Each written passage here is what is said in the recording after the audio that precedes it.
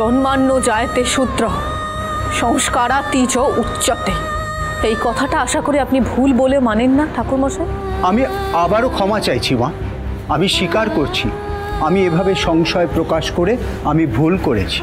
তাহলে আশা করব এই ভুল শোধরাতে আজ আপনি আমায় একটা কাজ করার অনুমতি দেবেন। কি কাজ? আজ এই কুমারী পুজোয় তোরই একা নয়, পঞ্চপ্রদীপ অনাথ আশ্রমের মেয়েরাও বসবে।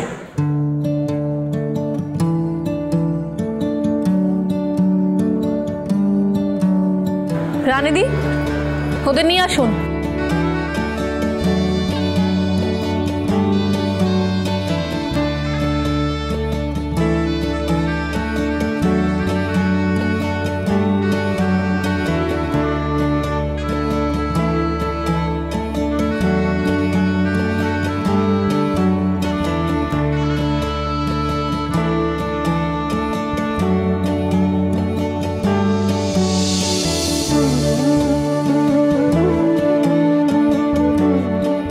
কুমারী পুজোয় তো মায়ের 9টা রূপের পুজো হয়, তাই এখানে এই 9 কুমারীর পুজো হবে। কিন্তু ওরা তো অনাথ। হ্যাঁ অনাথ, যাদের বাবা মা কারোর পরিচয় ঠিক নেই, কিন্তু তাদের একটাই পরিচয় যে তারা মা দুর্গার সন্তান।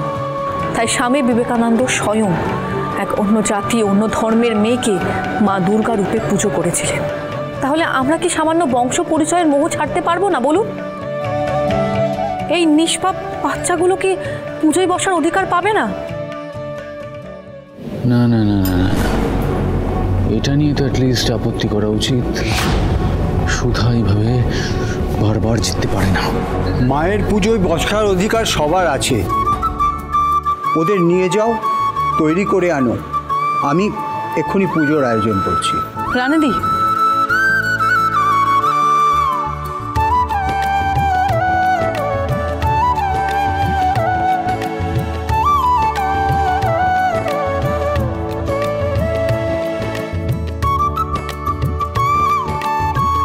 আমায় ক্ষমা করো মা। নিয়মের ভারে জর্জরিত হয়ে মাঝে মাঝে ঠিক ভুলের ফারাক আমি গুলিয়ে ফেলি। তবে আজ এই বাচ্চাগুলোকে এনে তুমি আমার চোখ খুলে দিলে।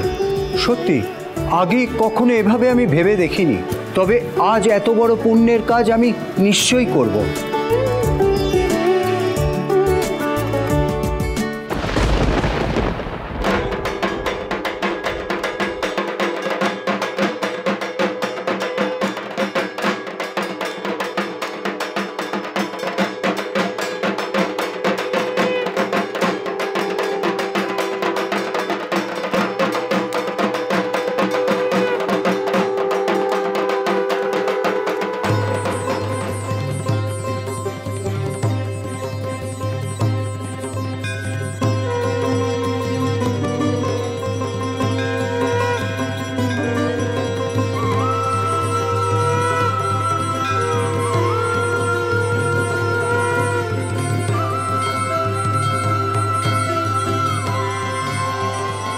আজ আমাদের সুধার জন্য এই বসু মল্লিক পরিবারের অতিথিরা দৃষ্টান্তের সাক্ষী থাকলো।